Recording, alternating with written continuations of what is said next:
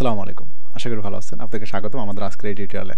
আজকে আমরা দেখব আসলে মেইনলি ক্রোকোব্লকের লাইসেন্সকে কিভাবে অ্যাক্টিভ করতে হয় সেই বিষয়টি। যদি একটা ইউটিউবে আমি আমার ভিডিও দিয়ে দিয়েছিলাম আমার চ্যানেলে।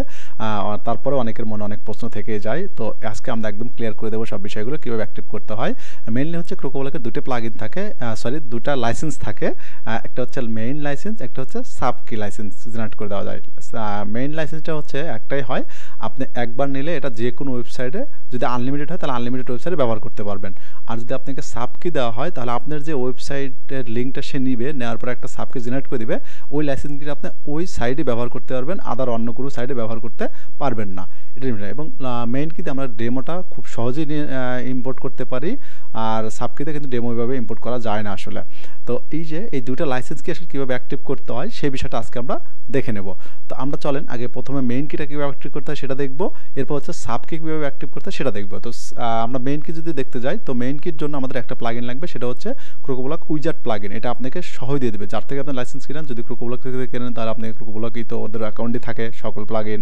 এরপর আপনি যদি উইজার্ড সাব কি নেন তাহলে সাব কিটা তো আপনি যে কোনো জায়গা থেকে নিতে পারবেন। তো আমার ওয়েবসাইট থেকে কিন্তু সাব কির জন্য নিতে পারবেন। তো একটু পরে দেখি আমরা। তো আমাদের এবং উইজার্ডটাও কিন্তু আমাদের ওয়েবসাইটে আছে। ওয়েবজিনিয়াস ভিডিওতে আপনি আসেন এখান থেকে, তাহলে আপনি পেয়ে যাবেন যে ওয়েবজিনিয়াস ভিডিও লিখে যদি সার্চ করেন সেখানে চলে আসবে। ডাউনলোড থেকে আমরা যদি এখানে ডাউনলোডে আসি, দেখবেন যে এখানে আপনি সকল প্লাগইন পেয়ে যাবেন ক্রোকোব্লকের। এখানে প্র্যাকটিস পারপাস আপনি ব্যবহার করতে পারবেন। এখানে হচ্ছে আমরা যদি একটু নিচের দিকে আসি, আমরা ফিল্টারিং করি, যদি ক্রোকোব্লকটাকে যদি করি ফিল্টারিং করে দিই, তাহলে দেখবেন আপনার ক্রোকোব্লকের প্লাগইন, এই যে ক্রোকোব্লকের অল প্লাগইন এখানে আছে। এগুলো হচ্ছে আপনি যে একটা একটা করে দেওয়া আছে, এগুলো আপনি নিয়ে ব্যবহার করতে পারবেন। আর এর ভিতরে হচ্ছে সকল প্লাগইন এবং থিম দেওয়া আছে। আর একটা সব নেক্সট পেজগুলো আরও দেখতে পারবেন, এখান থেকে নিয়ে আপনি ব্যবহার করতে পারবেন। ওকে, তো আমরা যেহেতু মেইন কিটা দেখব, তো মেইন কির জন্য আমাদের একটা প্লাগইন লাগবে, সেটা হচ্ছে আমি এইখানে আমি যদি আপনাদের দেখানোর চেষ্টা করি, ক্রোকোব্লক হচ্ছে আমার অল প্লাগইন রেখে দিছি। এর মধ্যে হচ্ছে যে ক্রোকোব্লক উইজার্ড যে প্লাগইনটা আছে এইটা আপনার হচ্ছে মেইন কির জন্য হচ্ছে এই প্লাগইনটাই লাগবে, নাহলে কিন্তু আপনি করতে পারবেন না। তো এটা হচ্ছে সেই, আমি যদি এইটাকে আমাকে আবার ইনস্টল করতে হবে। তো আমি যদি এখানে দেখি যে আমাদের একটু ইনস্টল করার সিস্টেমটা, তো এখান থেকে আপনি বিভিন্নভাবে ইনস্টল করতে পারেন। আমি যদি এখানে প্লাগইনে আসি, ইনস্টল প্লাগইন, এখান থেকে আপনি অ্যাড নিউ করে আপলোড করতে পারেন। এখান থেকে আপলোড এখানে এসে করতে পারবেন। তো আমরা জানি যে উইন্ডোজ 11-তে কিন্তু ড্রাগ অ্যান্ড ড্রপ করেন, তো এইভাবে ড্রাগ অ্যান্ড ড্রপ করতে পারবেন। আপনি এখানে দিয়ে দেন, এখানে কিন্তু উইজার্ডটা চলে আসলো। এখান থেকে আপনি কী করতে পারেন, আমরা এখানে ম্যানুয়ালি ব্রাউজ করে কিন্তু উইডে নিয়ে আসতে পারবেন। আমরা ইনস্টল করলাম, ওকে, ইনস্টল হয়ে গেল। এখন হচ্ছে অ্যাক্টিভ, যখন অ্যাক্টিভ করবেন তখন অপশন চলে, দেখেন ইনস্টল করলাম এবং অ্যাক্টিভ। দেখেন আমার কিন্তু একদম আমাকে উইজার্ডের ড্যাশবোর্ডে নিয়ে আসছে এবং আমার জেট প্লাগইন নামের এখানে একটা অপশন যুক্ত হয়ে গেছে। এখন কী করতে আমাকে এখানে বলতেছে লেটস গো। এখানে ক্লিক করলে আপনাকে দেখেন এই যে লাইসেন্স কি দেওয়ার অপশন দিয়ে দিবে। জাস্ট এখানে আপনাকে লাইসেন্স কি দিবেন, গেট স্টার্টেড করলে আপনার মেইন লাইসেন্স কিটা অ্যাক্টিভ হয়ে যাবে। কিন্তু মেইন লাইসেন্স কি অ্যাক্টিভ করার পদ্ধতিটা আসলে যে এইভাবে আপনাকে মেইন লাইসেন্স কিটা অ্যাক্টিভ করতে, যখন আপনি মেইন লাইসেন্স কি অ্যাক্টিভ করেন এখানে আপনার ক্রোকোব্লক নামের একটা অপশন যুক্ত হবে। তো আমরা মেইন লাইসেন্স কি যদি দিই একটু, তো চলেন আমরা একটু দেখি এখান থেকে। তো আমাদের এখানে লাইসেন্স নামের একটা আছে, ফোল্ডার করে রাখছি আমি। যদি এখান থেকে, তো এটা হচ্ছে আমাদের মেইন লাইসেন্স কি।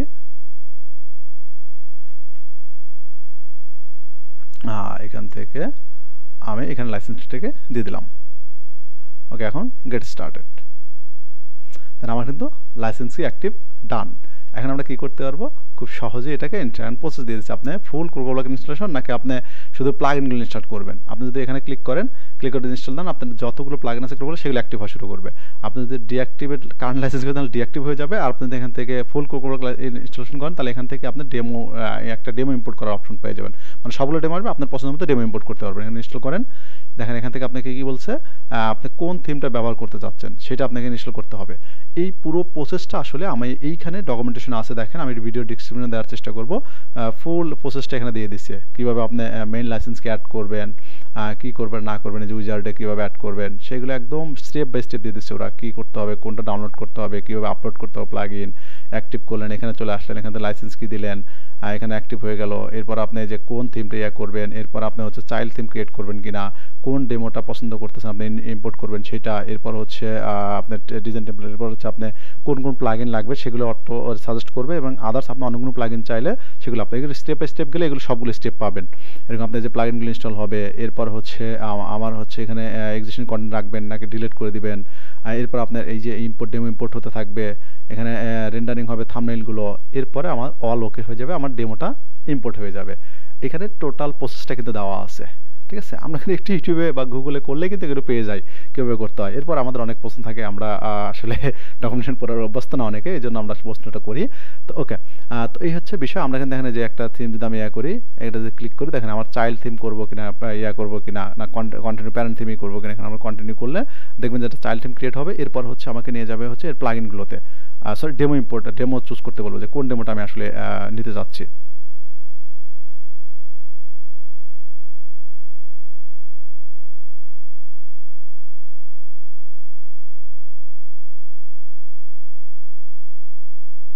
ওকে, আমাদের কিন্তু চাইল্ড থিম হয়ে গেছে, হয়ে গেছে, রিডাইরেক্ট করে আমাদের নিয়ে আসছে। দেখেন এখান থেকে আমরা কি করতে পারবো, এই যে ডেমো 14টা ডেমো আছে, ডেমোতে চলে আসছে। আমি এখন কোনো একটা ডেমো যদি আমি এখানে করে দিই, তাহলে আমাকে এই ডেমো রিলেটেড যে প্লাগইনগুলো, সেই প্লাগইনগুলো ইনস্টল করতে বলবে। অটো ইনস্টল হয়ে যাবে, আমাকে জাস্ট নেক্সট করলেই হয়ে যাবে, কন্টিনিউ করলেই হয়ে যাবে।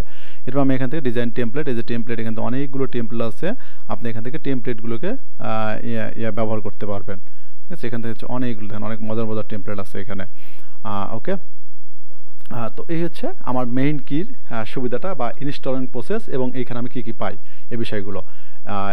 এরপরে আমরা যদি একটু দেখি যে সাব কি কীভাবে আসলে জেনারেট করে, সেই বিষয়টা আমরা দেখার চেষ্টা করি। যেটা চলে আসছে, এখন কোনো একটা যদি প্লাগইন ইনস্টল করি আমরা, তাহলে ক্রোকোব্লক অপশন যুক্ত হয়ে যাবে। বাট আমি চাচ্ছি যে এটা আমি রাখতে চাচ্ছি না, তো আমি এখানে আসি, এখান থেকে আমরা যদি করে দিই, এখান থেকে আমরা প্লাগইনটা যদি ডিঅ্যাক্টিভ করে দিই আমরা। ওকে, এখন আমরা চাচ্ছি কি যে কোনো একটা আমরা এমন চাচ্ছি যে আমরা অন্য একটা প্লাগইন সাব কিটা জেনারেট করবো, সরি সাব কি অ্যাক্টিভ করবো কীভাবে সেটা।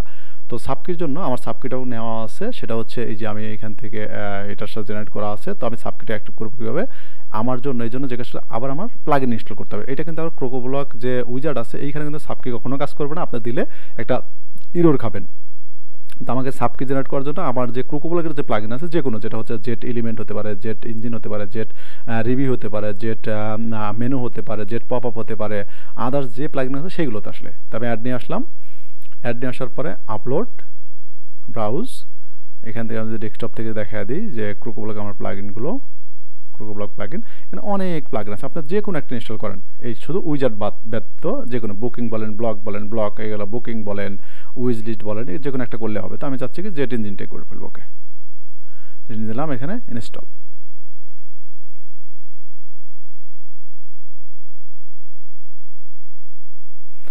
ইনস্টল হয়েছে এবং অ্যাক্টিভ করলাম আমি। ওকে, আমাদের কিন্তু অ্যাক্টিভ হয়ে গেছে। এখন আমি দেখেন আমার ক্রোকোব্লক অপশন চলে আসছে, আমাদের কী করতে লাইসেন্স অ্যাড করবেন। এখান থেকে লাইসেন্স আসার পর দেখেন আমার অলরেডি আসলে কি যে আমার মেইন কিটা কিন্তু অ্যাক্টিভ করা আছে, যেহেতু এখানে চলে আসছে, ঠিক আছে। তাহলে আমার কি মেইন কিটাকে কেটে দিতে হবে। তো এই জন্য আমি এখানে ডিঅ্যাক্টিভ লাইসেন্স কি করে দিলে কিন্তু হয়ে যাবে। ওকে, আমার লাইসেন্স কি ডিঅ্যাক্টিভ হয়ে গেছে। তো এটা এই আপনাদের এরকম আসবে। তো আমার এখানে কি করবেন, আপনি এখানে লাইসেন্স কি অ্যাড করতে চাচ্ছেন, তখন কীভাবে অ্যাড করবেন সে বিষয়টা।